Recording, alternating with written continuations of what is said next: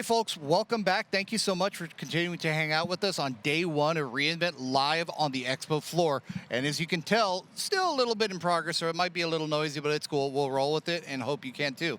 My name is Adrian San Miguel. I am a principal partner solutions architect here at AWS and joined by a good friend of mine. Please introduce yourself and what your favorite mythical creature is. My name is Kyle Dickinson. I am a security architect, and my favorite mythical character is Carrot. Wow. Carrot is a very mythical character who is a stuffed animal. I see that. But does not act like a stuffed animal, but very mythical. Fair enough, fair enough. Maybe even responsible for warding off all those demo demons today.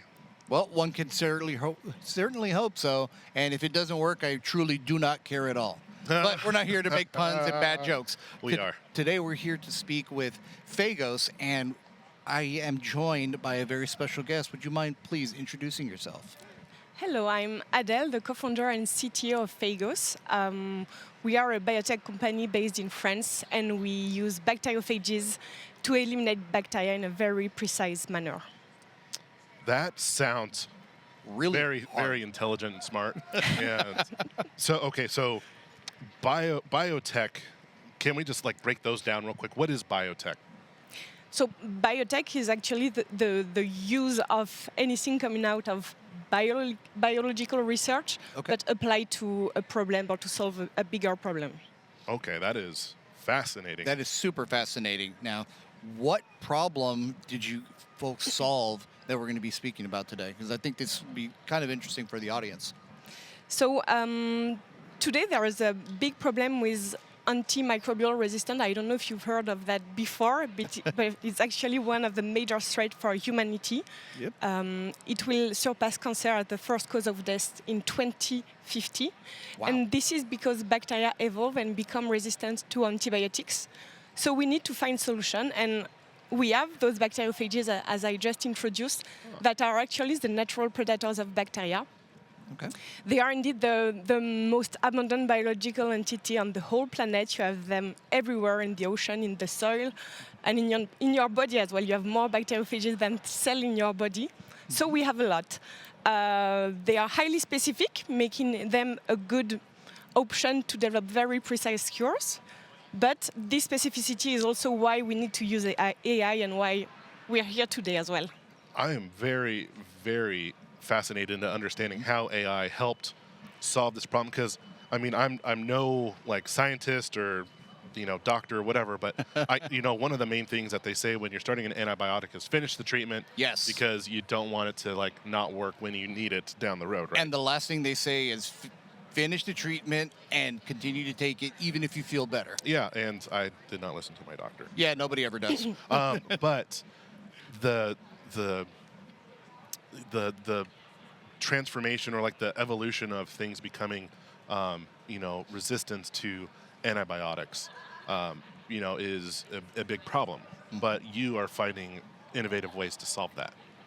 Now, how did we start down this journey of doing that?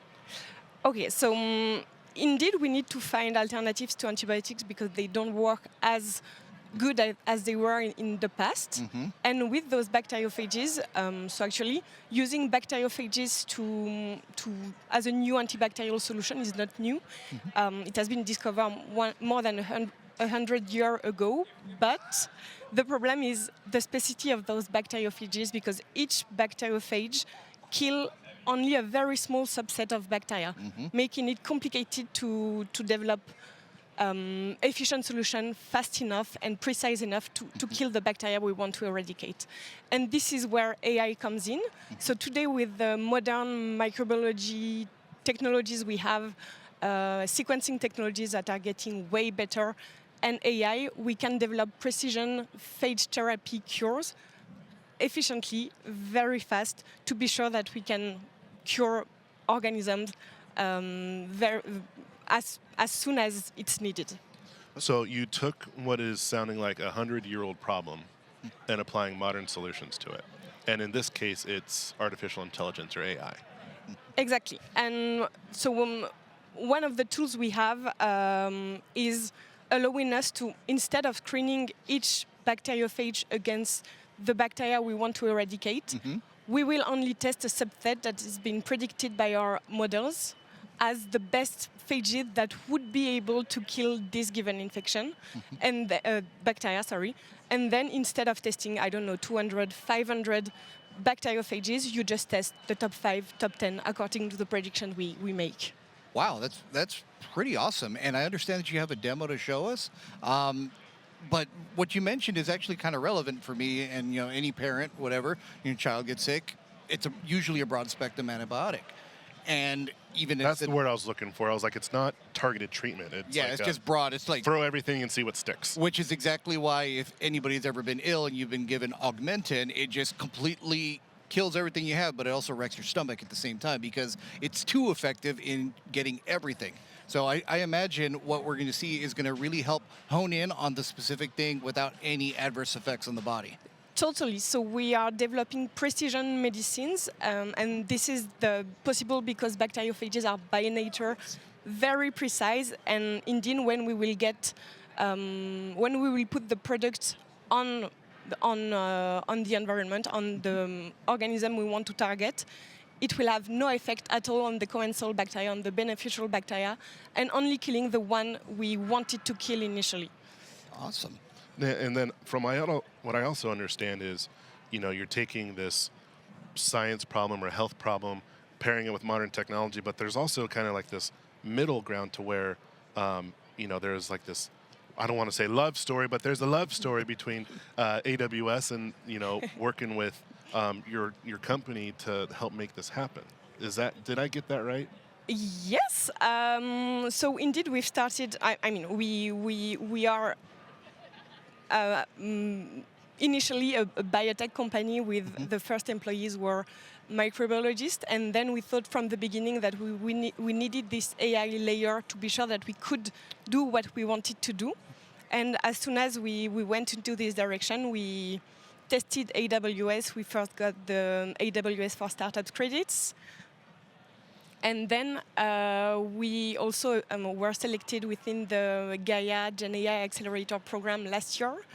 And we are very happy with the support we got, the credits we got as well, and also the help to optimize our infrastructure and being sure that we can have the customization we need, and also building robust solutions for the future of the company. Well, that's really cool.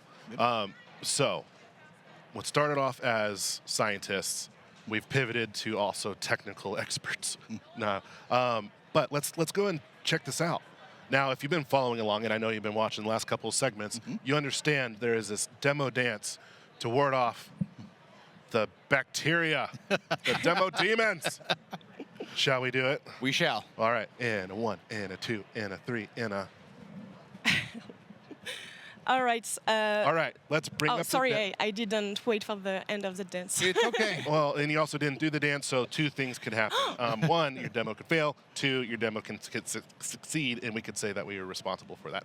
But never delay the moment of technology and awesome things being demonstrated. Yes, please. Let's jump to it. All right. So what is it that you're going to be demonstrating for us today? So I'll show you one of the tools we call CAFARD, which is a model that will simulate a lot of interaction between bacteriophages and bacteria, and then with output will only show us the best bacteriophages that should be tested in vitro. In the lab by our microbiologists. And this is a tool that is used by our microbiologists when we receive a new pathogenic strain we need to eradicate. So how it works from the beginning is that today we are focusing on animal farming for several reasons. Maybe I can go back to that after the demo. Yeah, please. Basically we have animals that are suffering infection. There is no solution. So we receive pathogenic bacteria from the vets, and then we will sequence it in-house and then run it through the tool that I will just show you now. So we will first focus on Escherichia coli. So you might have heard of this bacteria, also called E. coli for short. It's I was going to say, is that E. coli? Yeah. Totally never heard of this one. So it's E. coli. It's also involved in food poisoning for human, but it's also a major animal pathogen. And this one is also a chicken pathogen, and this is where we will focus on today. For demo reason, we just pre-selected the model we will be using today. And as host ID, these are the pathogenic bacteria we want to eradicate. We selected 2 today, 2 that are coming from the same farm, from the same chicken farm. And then what we can do as well is select phages, so we can select them all or just select a selection. And this is what we have pre-selected here today to show you the different result we can get. And then we just hit predict. And while this is predicting, chat, don't be chicken. Send those questions in. We would love to hear about it and give us something to cluck about. Please continue. So yeah, here you see, if we didn't have this CAFARD module, we will have to test those 2 strains against all the collection of phages we have here. And what's crazy is how fast this is doing and beginning to give you an output in almost real time. This is fantastic. Totally. So here the first problem is we need to still sequence the bacteria, which takes a couple of days first. But then we can go to those results quite easily, which is way faster than just trying everything against everything, basically. So here in this plot, you see the result of the prediction. On the x-axis, you have the different phages we've selected in the list above. And on the y-axis, you have the prediction score. And the higher the prediction score, the better the phage is supposed to do at killing the given bacteria. The red bars are for one of the bacteria, the blue bar for the second bacteria. And this is typically the type of result we can get. We can start, for example, with this phage E96 that is quite bad for the 2 strains here because we have very low score for both of the strains. And we also have E48, for example, that is quite good for the 2 phages, for the 2 bacteria, sorry. And we have phages that have very different efficacy of infection when it comes to a given strain. For example, E88 is very good for the red, but very bad for the blue. And we also have the opposite sometimes. Not shown here. It depends on the genotype of the bacteria. And then what we will do is just keep the best ones and test them in vitro. Then once we have validated the efficacy of those phages in vitro in the lab, we will produce them in high concentration in this kind of bottle we have here. So here it's a clean liquid. That's not a bacteria, is it? It's just bacteriophages. Great. I am both very curious and mortally terrified. No worries, they are the good ones. Oh, okay. Cool. That's better, slightly. And then this is what we will deliver back to the farm. And it will be diluted in the drinking water of animals to be treated, and then we hope to eradicate the bacteria. Just that easy. Just that Yes. easy putting in the water. Question. The data science nerd apprentice in me is asking, is there a specific target of efficacy that you're looking for in order to develop these solutions? Or do you just go with the highest that's best, that you see the best probability of solving multiple problems in a single one? So again, it relates to the biology of bacteriophages. So we can also mix several bacteriophages together to be sure that we broaden the scope of what we are trying to eradicate. And we will often mix 1, 2, 3 bacteriophages to eradicate a subset of bacteria. And here the idea is bacteriophages have mechanism of attaching to the bacteria that are different between bacteriophages, and basically what we'll try to do is having an arsenal of how bacteriophage infect bacteria to be sure that we target them in different directions. Well, we have a question from the chat from Elephants Gerald, which I appreciate the pun there. Amazing work that you're doing. How do you verify that the AI has come up with the correct combo of phages? Is it more the process of narrowing it down to make it feasible to test versus the AI coming up with the correct answer? So indeed, at the beginning, we were testing the best prediction, the bad ones, middle ones, to be sure that the model was giving us really the good result. And we reached a 95% accuracy today, and we are still testing it, still optimizing it. It's not a finished tool, but it's an ongoing and probably a forever ongoing project that is changing as well with new bacteriophages we have in the collection, new bacteria we have in our own collection, and also the public database that grows quite fast in our field. Now, and this is a custom model that I'm assuming that you're using and iterating on and retraining with new data as you go along this journey. Now, when it comes to that, how are you, what services or what technologies have been like easing the ability to customize your own models that you're using for this type of prediction thing? What do you mean? Yeah, so like how are you training the models? So this model is built into 3 different models. So we have one that is representing the genetics, the genomics of phages, another one that is based on that is representing the same for bacteria, and then we have an interaction models that is based on interaction, meaning is this phage killing this bacteria, and we build all that together, and it gives output as output those type of predictions. Adele, we have another question for the chat from Vibaro. It's actually a pretty interesting one. And we don't have enough time to get into it deeply, but can one choose to be cured solely by bacteriophages versus antibiotics? It's a great one, and we don't have enough time to really get into it. But at a high level, is that something that one could explore potentially? So today, the regulation is not totally in favor of bacteriophages. For example, in France, we are in the world, we are the first company to be able to deliver personalized bacteriophage-based medicines for animal farming only today. Okay. But there are some countries where phage therapy has been developed. For example, in Georgia, phage therapy is quite advanced, and there are even some humans going there if they've been facing infections that has been lasting for years. They decide to go there and to be treated with phages. But yeah, it's not that approved today. So now you mentioned you wanted to bring back this bacteria farm, and maybe while we're talking about it, we could talk about like there's lots of data with all of this happening. Like you mentioned just 3 different models alone, and I could only imagine that scaling could be a problem when it comes to technology, right? Especially with the amount of data you're working with. So let's start with you have a, is it safe to say like a bacteria farm? So you have this farm, and then you take the data, and then you put it into these models. How are you addressing the scaling problem? So today we are not overwhelmed by the amount of data we are creating, or the public database are adding to what we are doing. So it's not really a problem today for us. Cool.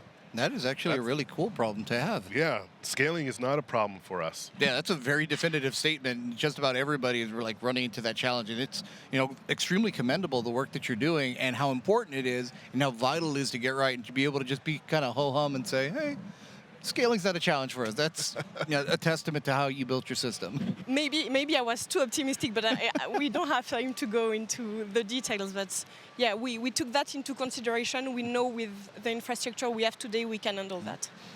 Fantastic. Now, you did mention, or you did want to talk about this farm that you mentioned. We have a minute and a half to talk about it before we go. Let's talk about it. So you have a farm where you have multiple animals. What is the use case of this farm? So, we are today working with several farms, and we've already treated more than 500,000 animals in France. Wow. And in all those farms, no antibiotics were used, so it's great result that we've been generating in the last month, so we are very happy with that. And basically, as antimicrobial resistance is growing, antibiotic use is very reduced to the extreme cases, and then they are left with infection, but they can't use antibiotics because they are not allowed or they are not working. So they need to find a solution. And maybe before we're over, I really want to say that today we are working on animal farming. This is the first use case, but we want to expand our platform to every life form suffering infection, including humans, probably by 2030. That is amazing. Well, thank you so much for spending time with us. We're sorry that it had to be us two. But, hey, stay tuned for all of those watching. If you're here live, come swing by the booth. on the expo floor when you could get in tomorrow or later tonight during the welcome reception. But stay tuned. We're probably going to find Todd somewhere. Nope, it's Jeff, and he's going to be It's hanging out Jeff. with Bucket, so stay here.